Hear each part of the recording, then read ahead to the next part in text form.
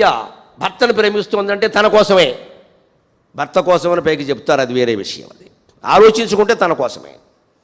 భర్త కూడా ఇంత ప్రేమించా అంత ప్రేమించా పోయిందని ఇక్కడ ఏడుస్తూ కూర్చోండి. ఎందుకు ప్రేమించామంటే ఏం చెబుతున్నాడు ఈయన? అన్నీ చేసి పెట్టేదండి, అన్నీ చూసి పెట్టే అంటే నీ ప్రేమలో షరతులు ఉన్నాయి. గమనింతురుగాక యువతరం ప్రధానంగా షరతులు ఉన్నది ప్రేమ కాదు, అది ఇష్టం. ప్రేమలో షరతులు ఉండవు, బేషరత్ అయింది ప్రేమ. వాడు కుష్ఠరోగం వచ్చినా సరే ప్రేమించాలి, ఆవిడ మంచం మీద ఉన్నా సరే భర్త సేవ చెయ్యాలి, కర్తవ్యం అంతే.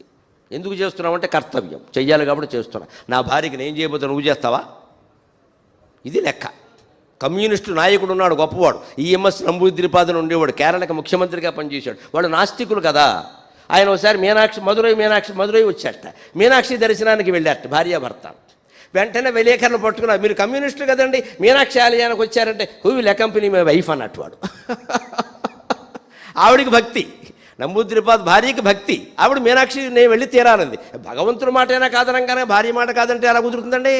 అయ్యి బాబోయ్, మగాళ్ళందరికీ అనుభవమే. భగవంతుడి మాట అంటే తోసేస్తాం, భార్య మాట కాదంటే ఫుడ్ లోపల గొడవ చాలా వచ్చేస్తాయి. నంబూద్రిపాదు లాంటి పచ్చి నాస్తికుడు కమ్యూనిస్టు కూడా, కేరళ ముఖ్యమంత్రి కూడా, నువ్వు ఎందుకు వెళ్ళావు గుళ్ళో కూడా? మా ఆవిడ వెనకాల నేను వెళ్ళకపోతే నువ్వు పెడతావా అన్నాడు ఆయన. ఆవిడ ఎడుతోంది, రమ్మంది వెళ్ళాను, ఏం చేయమంటావు అన్నాడు. ఇవి ఇష్టాలు ఇవి.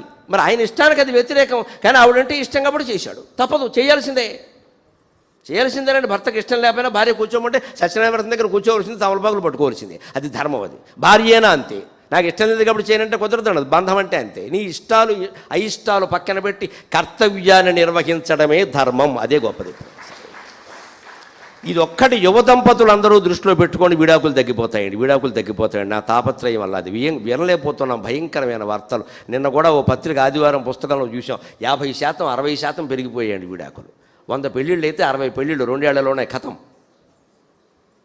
ఎందుకు వస్తుందంటే ఇష్టం ఎప్పుడు శాశ్వతం కాదమ్మా. కర్తవ్యం శాశ్వతం, ధర్మం శాశ్వతం. ఇష్టం ఏమిటి ఇక్కడ? ఇష్టం మారిపోతుంది. అందుకని సూటిగా ప్రశ్నించాడే, నువ్వు భార్యను ప్రేమిస్తున్నది నీ కోసం అయ్యా, మరి ఆవిడ కోసం అంటావేమిటి? ఇప్పుడు నిజంగా ఆవిడ పోయిందని ఏడవాలంటే దేనికోసం ఏడవాలో తెలుసునా అండి? రమణ మహర్షి చెప్పలేదు, కానీ నేను చెబుతా మొహమాటం లేకుండా. అంతటి భార్య 60 ఏళ్ళు బతికినా 70 ఏళ్ళు బతికినా ఆ ఆత్మజ్ఞానం పొందకుండా పోయింది అని బాధపడాలి. అది ఒక్కటే బాధపడాలి.